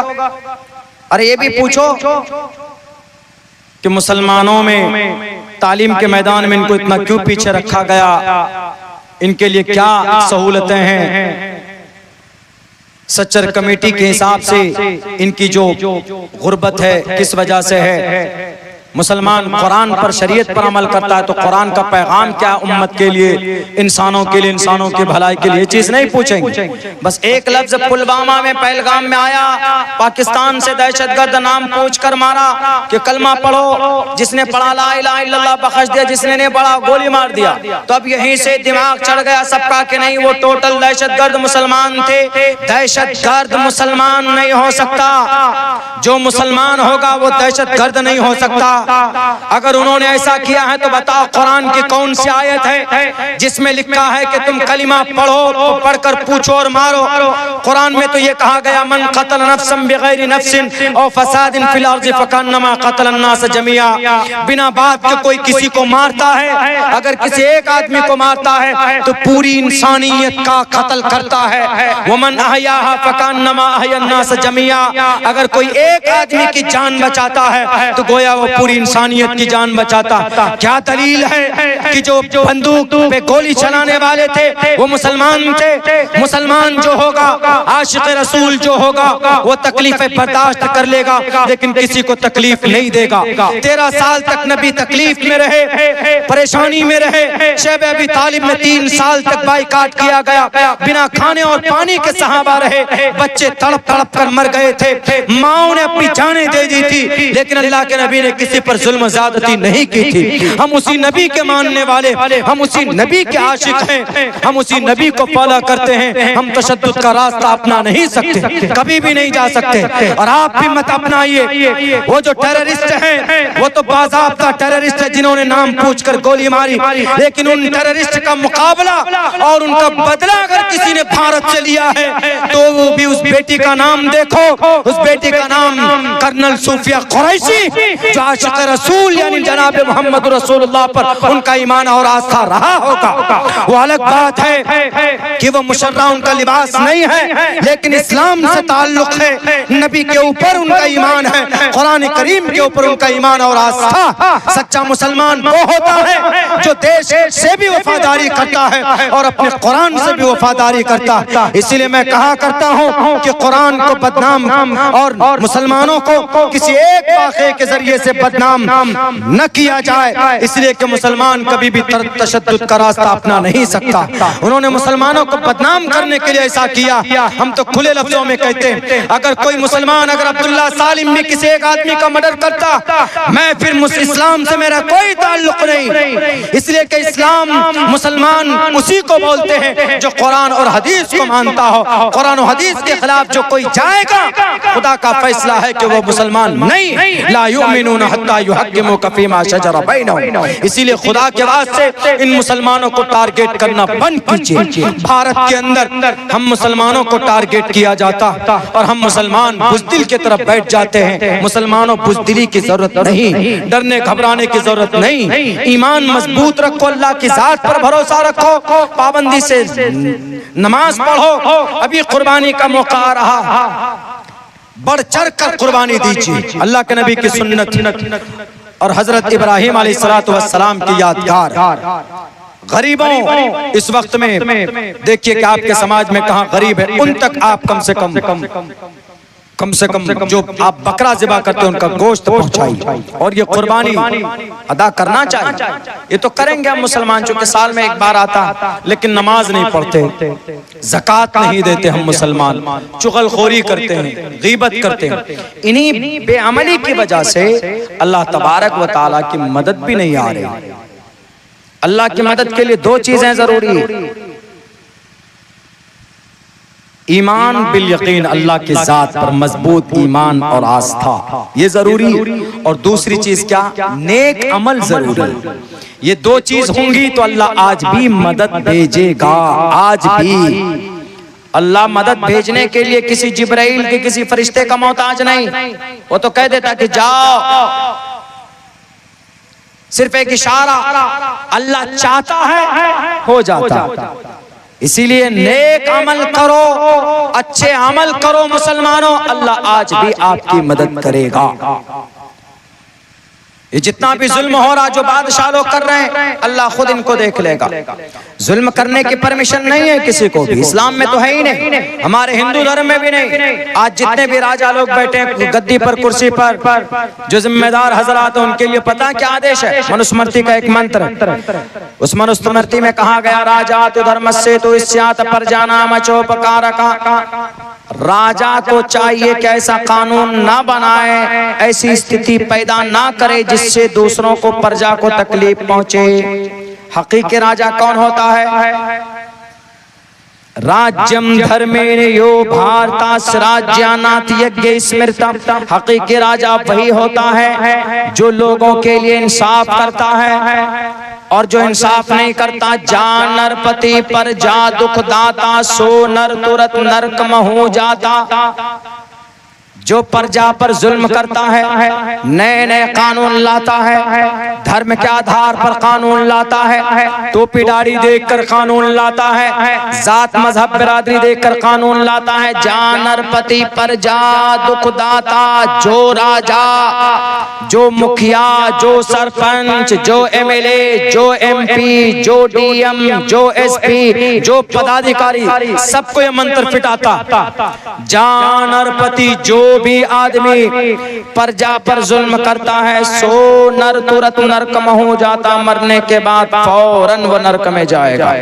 दो टोक लफ्जों में मनुस्मृति में ये बात कही गई, और इस्लाम में तो इजाजत ही नहीं है, आप जुल्म कर ही नहीं सकते, आप जुबान से तकलीफ नहीं पहुंचा सकते। कितना अच्छा पैगाम।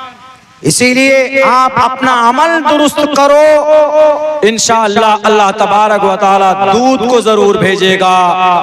कौन वो यमराज? पापिष्ठास्ते परपशांति यमरूपम भयंकरम।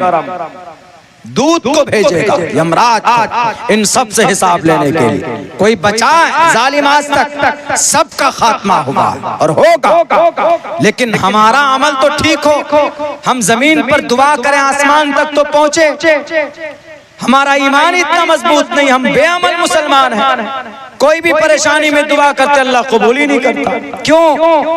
एक तो यकीन नहीं है अल्लाह की जात पर, दूसरा अमल अच्छा नहीं है।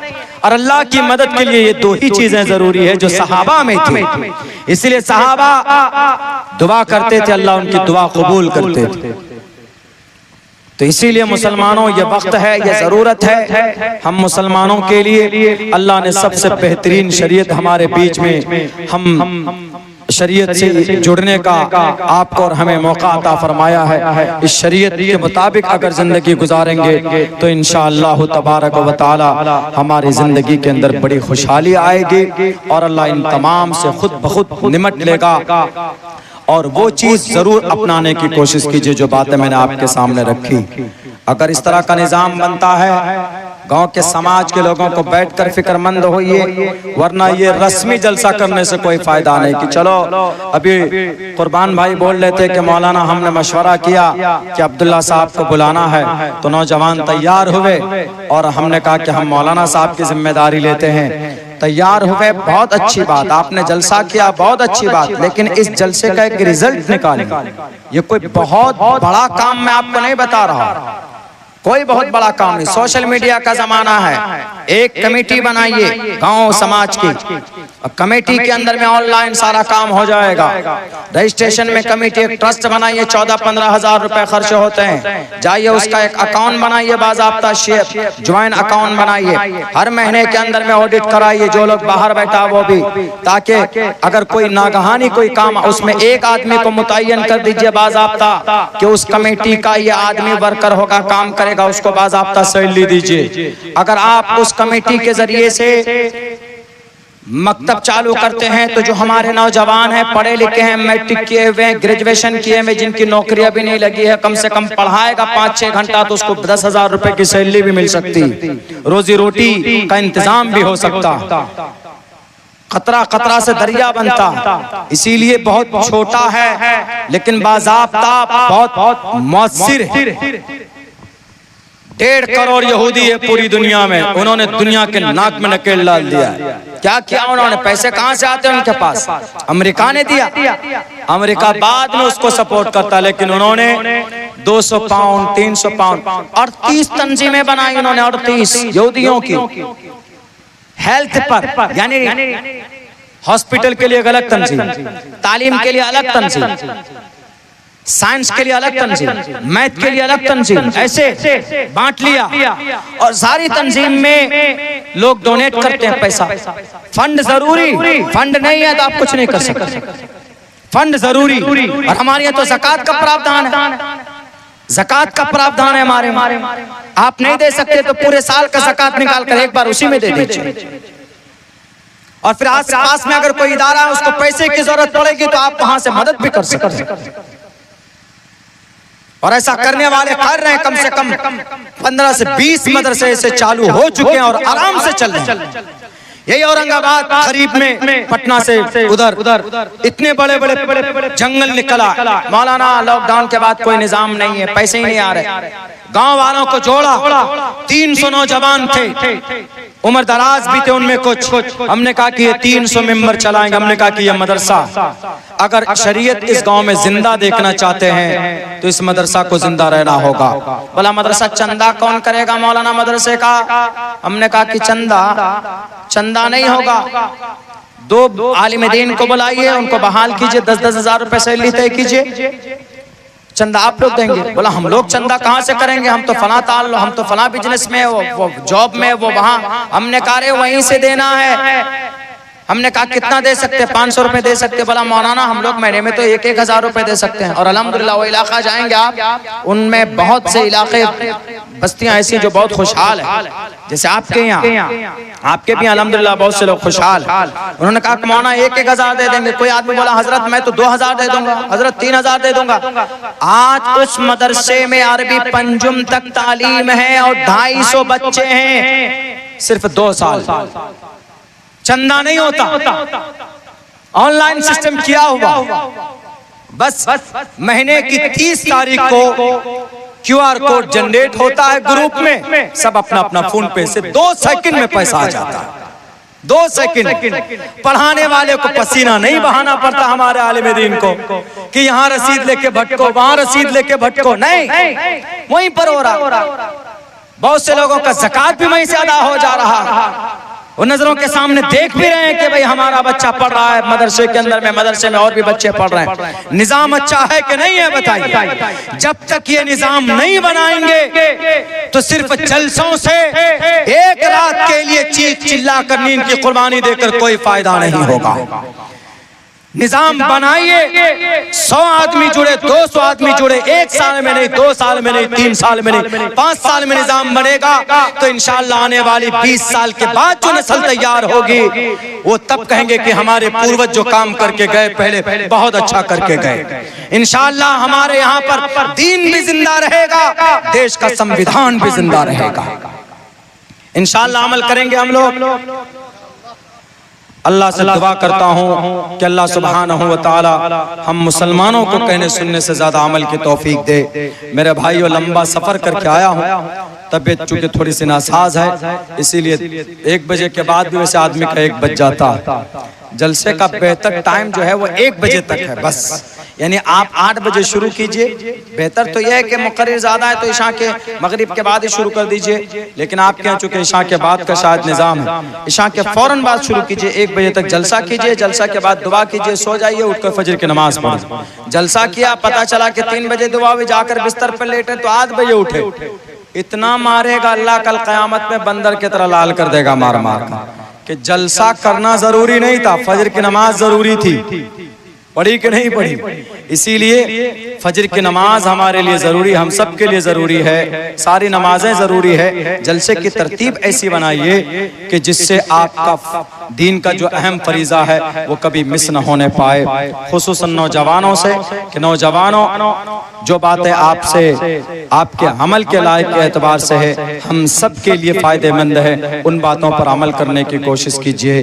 अल्लाह तबारक व तआला से दुआ करता हूँ अल्लाह सुब्हानहू व तआला कहने सुनने से ज्यादा हम तमाम मुसलमानों को उन पर अमल की तौफीक दे। बहुत बहुत शुक्रिया, जज़ाकल्लाह।